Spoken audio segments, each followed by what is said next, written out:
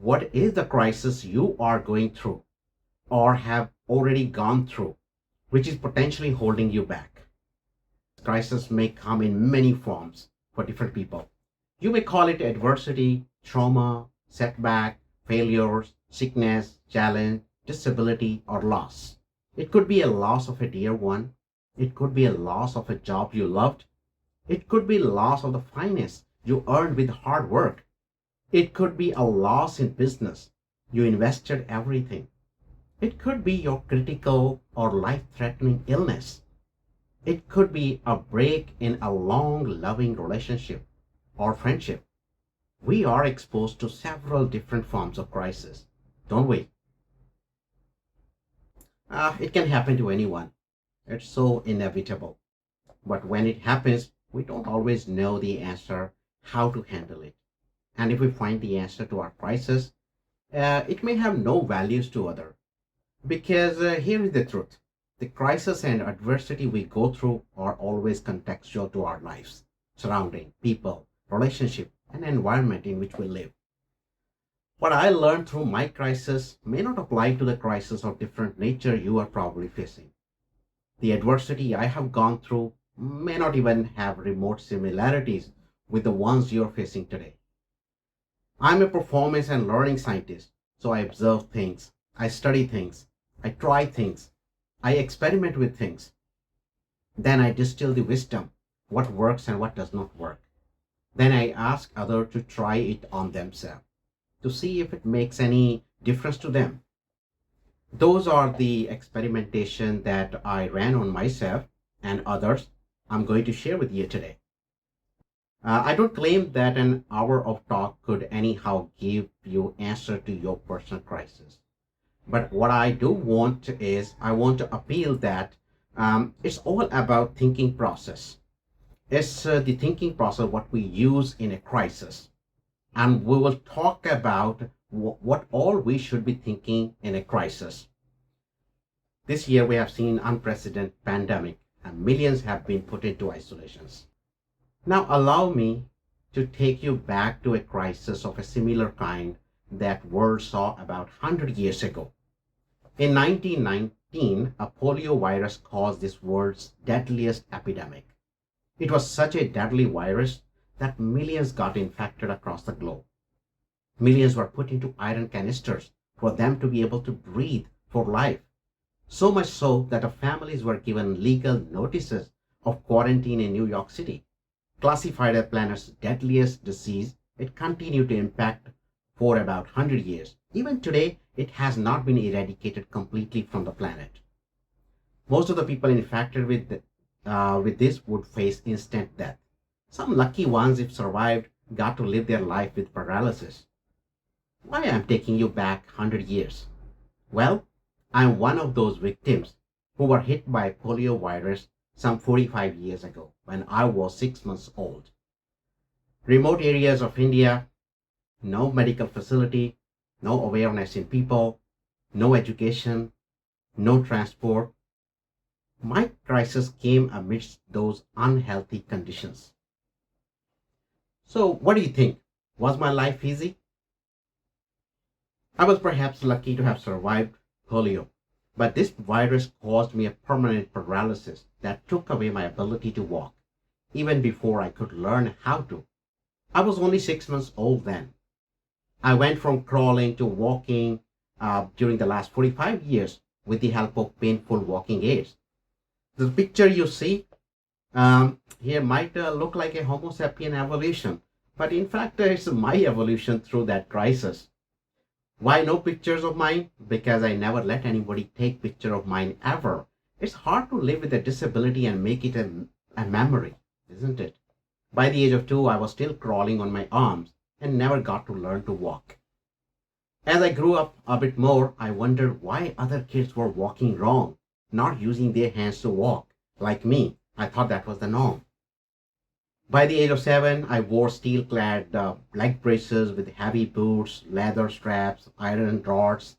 It won't be surprising if today's kids mistake it as a transformer suit. With all the accessories, playing with other kids was impossible. That also means meant that I had no friends, no social life either, no sense of self worth, and no belongingness.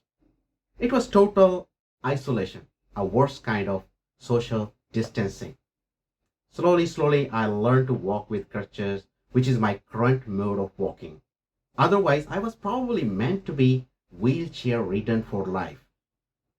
But why I am telling you all this so vividly? Because I want to give you a message that no crisis can stop you ever. Life does not end at one adversity or even a series of adversities. Life does not end no matter how long adversity persists. We humans survive the millions of years of evolution because we have fighter instincts and we persist longer than any known unknown adversity, any unknown or known crisis, don't we? With my condition, which was combination of disability and poverty, few things spring back then. There was a time when my parents even doubted at all if I could be able to go to school. Somehow I did pull a heavy bag of books on my back to go to school. I earned two doctorates without becoming insane. I earned over a century of educational and international credentials. When it was time to go to college, due to my condition, I was discouraged by many not to take up science or engineering related subjects. At the young age of 2021, I graduated as a fairly good electronics engineer. And at the age of 22, I became a scientist. There were times my parents could not afford to buy books for me. I have written over 20 books so far. There were times when I could obviously not walk. Now, driven through the arts, I have traveled around the world unassisted. There were times when our relatives had concerns that what if I could never make enough money for livelihood? I am now an organization learning leader at a $30 billion US corporation, making decent money. There were times when I could not walk at all or at the pace of my classmates.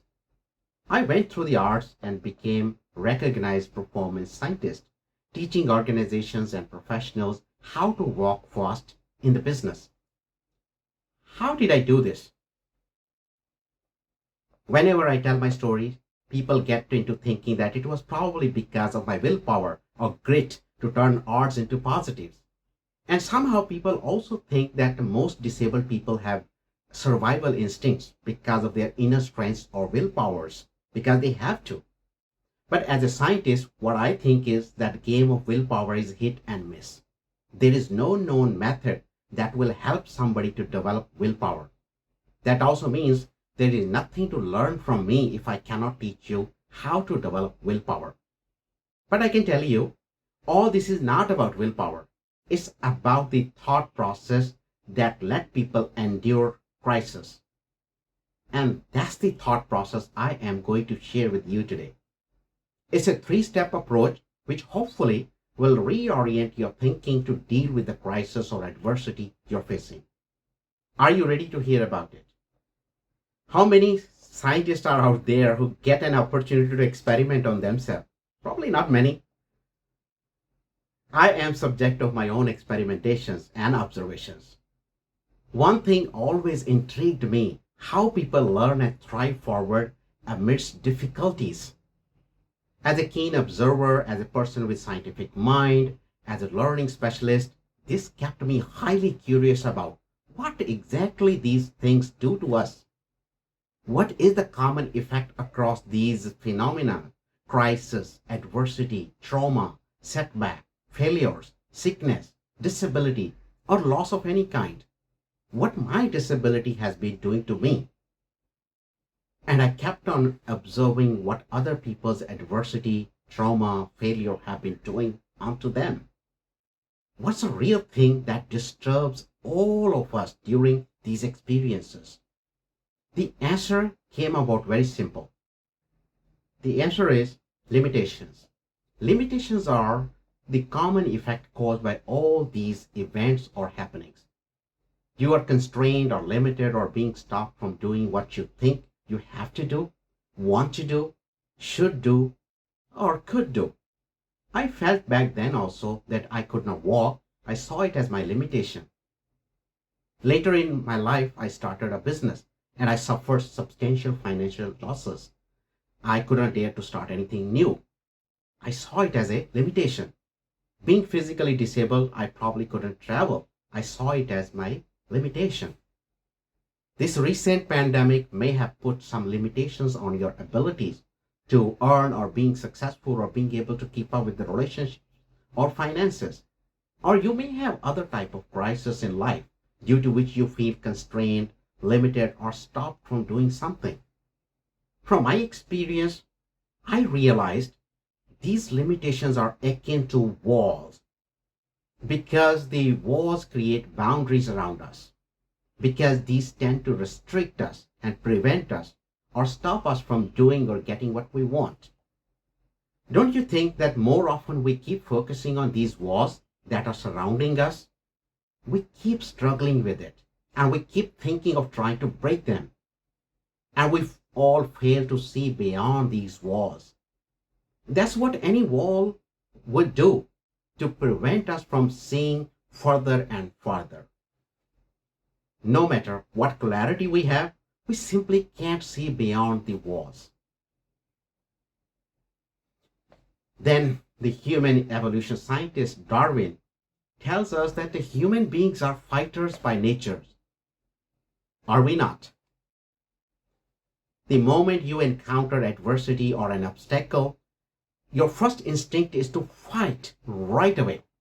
The warrior inside you finds out that big hammer to break that wall down. You hardly care whether or not that hammer is the right one for that particular wall. And more often, that hammer is made up of the instantaneous boost of willpower, motivation, or inspiration someone gave you. Someone gave you the non contextual advice break the wall, break the wall. Someone gave you a boost. You can do it. I have confidence in you. You can do it. Some motivational guy powerfully charged you with some high powered words. No wall can stay in front of you or your willpower. Smash it. Have you gotten such a piece of advice?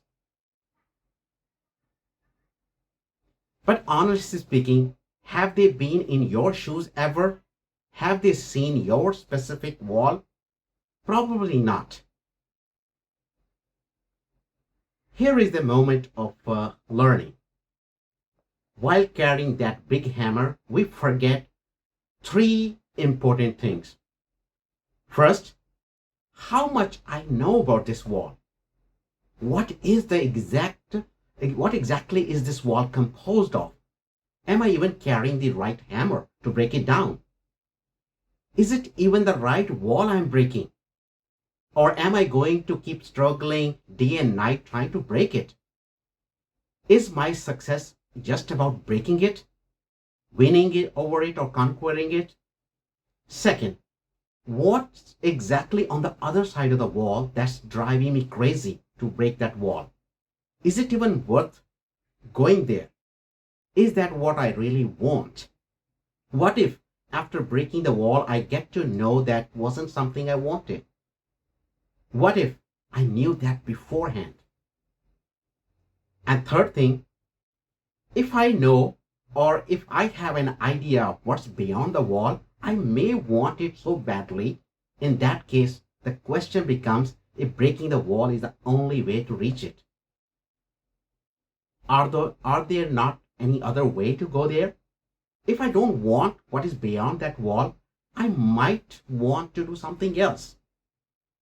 If I want something else, then breaking the wall is a moot point. Are there other ways to reach the things beyond the wall? That's how I have three very important changes you should incorporate in your thinking process. Are you ready to reevaluate your thinking process?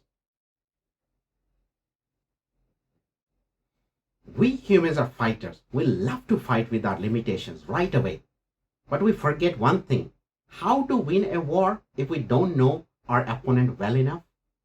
What I learned from my struggles is that we need to see deeply and understand the nature and composition of what you are up against. See beyond the obvious. I found that our limitations could be either undeniably real ones or perceived ones formed in our heads, or the combination of both. Let me give you my part of the real limitation. The real part of my limitation was that I couldn't walk. It's undeniable, obvious. Amy Mullins or Nick Vujicic and many more we know who have overcome their physical disabilities, isn't it? I think one part probably was their acceptance of what they have gotten. Once you accept the unavoidable adversities, you move on.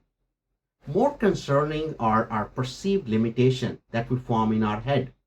Those are really hard, not only to handle, but even to identify them. Playing with kids was out of my reach then in childhood, so I stayed confined to my room most of the time. Though through my room's window, I would watch kids of my age playing from morning till sunset. More I watched, more I felt terrible about not being able to walk. Some voices in my head continuously prompted me. Negative self talk like you are not good enough. Victim stories of helplessness and self pity like nobody wants you. Echoes of limiting self beliefs like whatever you do, you can't change anything. For days, weeks, months, and years, I listened to those prompts and eventually I believed them. Soon I labeled myself as a social reject and went to my own shell of introversion and social isolation with no friends for many years. Do you see what was happening? At the surface, one may think my social isolation was triggered by my physical disability. In reality, my disability had hardly any contribution to my social isolation. The real culprits were the negative self talks and victim stories. Every one of us has some imperfection. Some have mental, some have physical. But we start comparing with others, competing with our friends, or start reacting to criticism like what he or she has, I don't. Why someone is ahead of me and I am not. Why others are getting what I deserve, those sort of things. Even if you have great skills, achievements, and capabilities, in no time you start believing or saying something like this: whatever I do, I can't change this. Nobody will accept me. I am a misfit. I'm not good enough. And what happens is you perceive that the crisis has given you some limitations. You feel limited. You stop moving in life. In reality, those are not real, just formed in your brain due to some triggers in your environment. We call it as self-imposed limits, limiting self-beliefs, or limited mindsets. Psychologists have found that such self-inflicted limits can have highly damaging effects on growth, performance. These thoughts limit us, stop us, hold us back, inhibit us, drag us back. In fact, 1 in 4 people are traumatized by anxiety, which are the effect of stress and all those issues. As you see, I'm still disabled. That fact hasn't changed.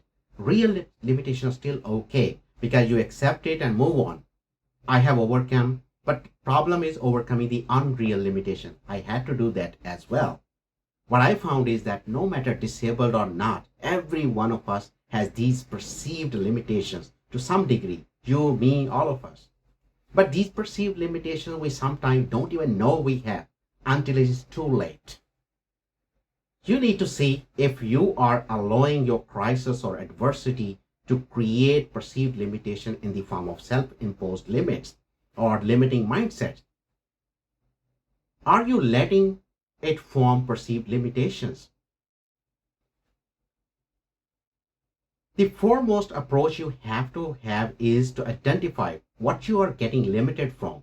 What's stopping you or preventing you from doing something or growing up in life? One simple question can clear up a lot of fog. Is it even real or just perceived and made up in your mind? To answer that fully, you have to introspect few things. See beyond the obvious. For instance, was my physical disability limiting me anyhow?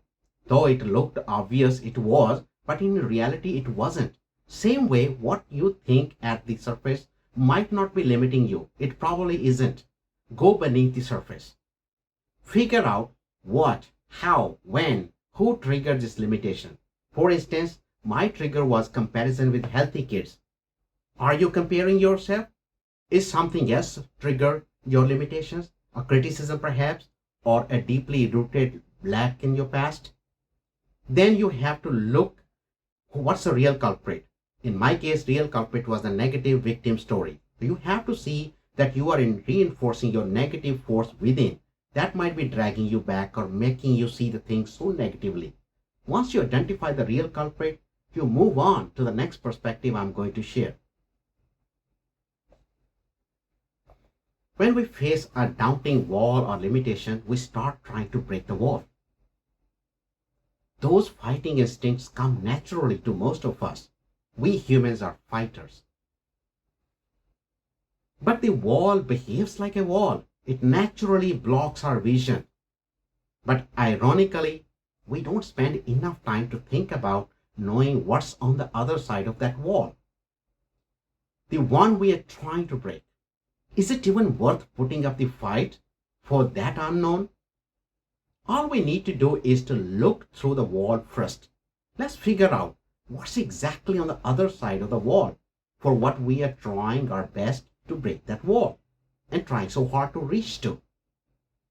Sometimes I ask this question to my younger self. If my wall was no ability to walk, what was for me on the other side of the wall that I wanted to achieve so badly? Was it that I wanted to walk normally like other kids or somehow get better at my physical disability?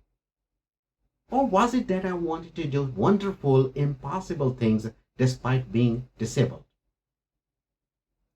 More I think, more I get surprising answers from within.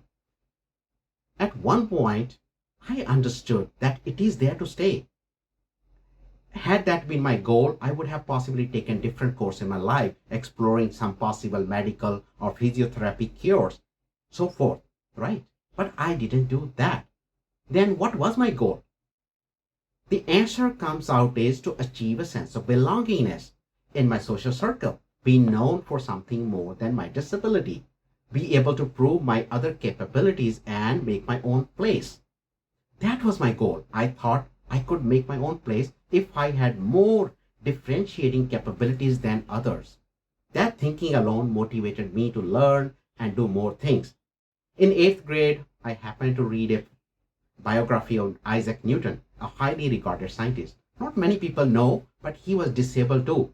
He suffered from stuttering, epilepsy, and autism. Still, he discovered the most foundational laws in physics. That struck me. I thought if Newton can, why can't I? I remember once my teacher asked, "What do you want to be?" "I want to be a scientist." My response attracted many eye-rolling reactions then. Hardly understanding what does it take to become one, I saw that as a way to prove myself. I stayed on that course. At the age of 20, I went on to become an electronics engineer, and less than a year later, I became a scientist. Think about this for a moment. Did my immobility, my disability, a real limitation, came on my way toward reaching my goals?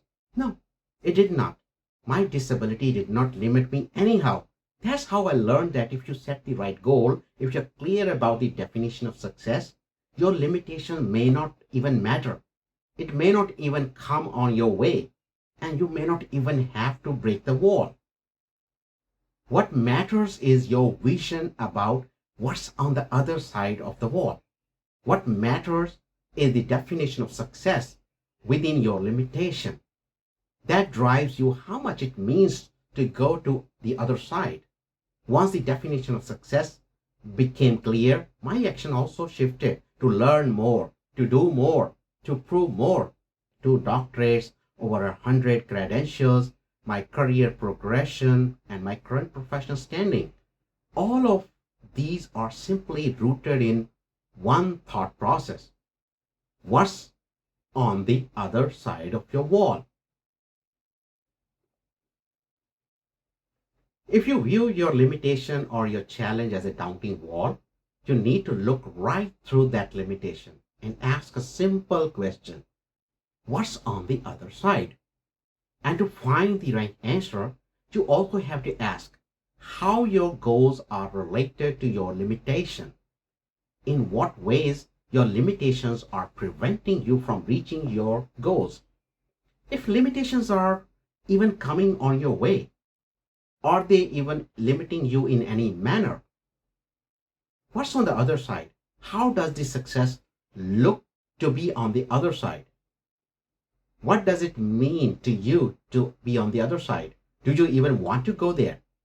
And based on that, you decide the best course of action, which I am going to share in the next perspective.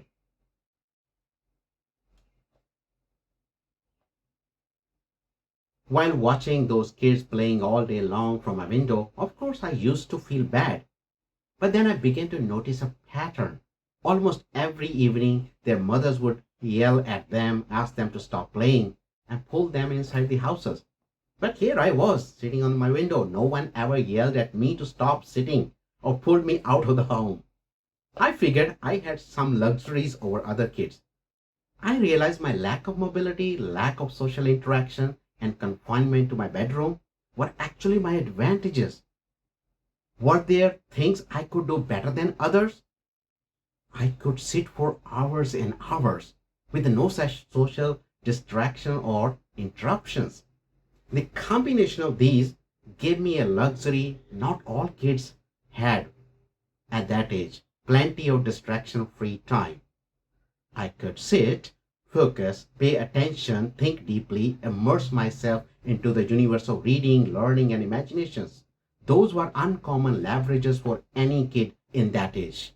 I began to read and learn anything I came across. I tried reading books on English, science, arts, psychology, philosophy, even palmistry. There were no boundary for me.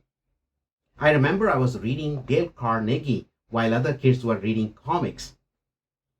My leverage did not stop there. I had healthy hands like other kids. I used them to try painting, sketching, designing, and other creative arts, while kids were busy playing cricket with their hands. Then I had the opportunity to engage in daydreaming, vivid imagination, and creative thinking, which soon developed me into a writer. I wrote poetry, stories, dramas, and magazine articles while other kids were struggling to write essays. Soon the word got out about the things I was achieving. Some kids who bullied me actually became envious. Perhaps they wished secretly they were disabled too. The immobility that I was cursing so badly seemed like my thing now. The point is that a simple thought changed the course of my life. If I cannot walk or play, what else could I do?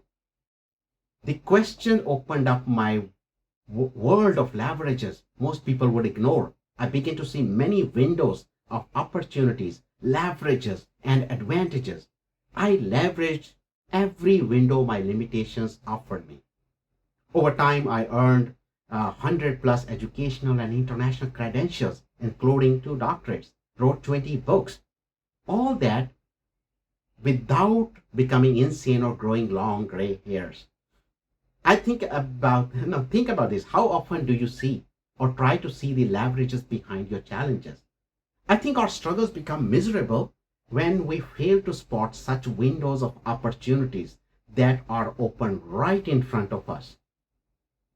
No matter how difficult the situation is, I believe there are always some leverages available to every one of us. Have you thought about your leverages? When you start looking at all the things your adversity bring with it, you will start spotting new opportunities in them. And you don't have to be a scientist to spot those opportunities. What are your leverages despite being in crisis? This simple perspective that drove me. If not this, then what else? When you come across limitation, look wide and around your limitations and ask, if not this, then what else? The answer will come if you ask a few additional introspective questions. What less of a thing could you do? Perhaps you could worry less, compare less. What more of a thing you could do? Perhaps use the opportunities offered to you. Now, every single day for me has been a crisis. Taking a shower is a crisis. Walking on the slippery floor is a crisis. Driving a car is a crisis. Still, I keep finding new opportunities. Then why would you not look for new opportunities? No matter your challenges, crisis, trauma, adversity, why would you not find new opportunities in those challenges?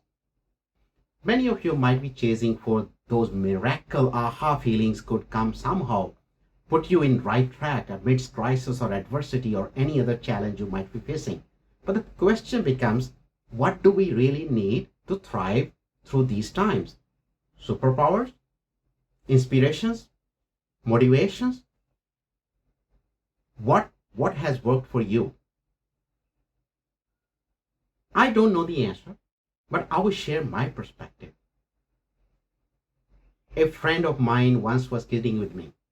Raman, only you could achieve what you have achieved. Maybe because you have some superpowers in form of your third virtual leg. He was referring to my crutch as being my third virtual leg. But to be honest, we humans are blessed with the tremendous potential and capabilities to face the toughest obstacle and make our way through. We don't need any superpower. There are times when people tell me I'm so motivated internally because of my legs I have. And then they find it very inspiring story.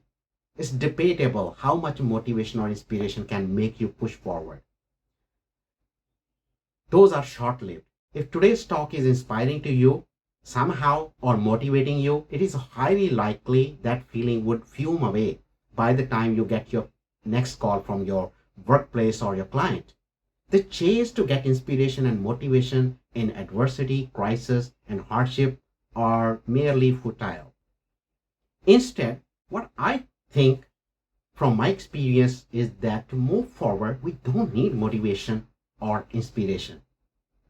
All we ever need is clarity. Clarity is the new superpower. Clarity about our limitations. Once you have that clarity, you don't need motivations. You don't need inspirations. You don't need any superpowers. When your crisis, adversity, trauma, failure, losses, or even sickness or disability bring you that unpleasant, unwanted limitations, you need to understand your limitation holistically.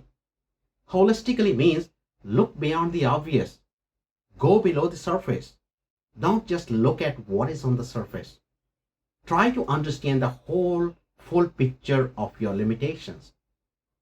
Make sure you try it in context of your life, strengths, and opportunities. Look at limitation from several different perspectives. What option do you have now? What your context now offer you at the face of a crisis? In what ways it is that bad? In what ways it is actually positive? In what ways you have new opportunities in front of you? In what ways new windows have opened up?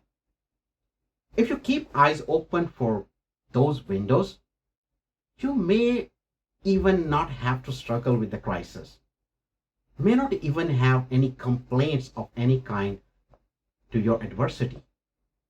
You may have no displeasures about your losses. You may have no frustrations on your failures. To sum up, the key approaches I talked about, you need to understand your limitations holistically. Look deep. Is it real or perceived? Look through. What's on the other side?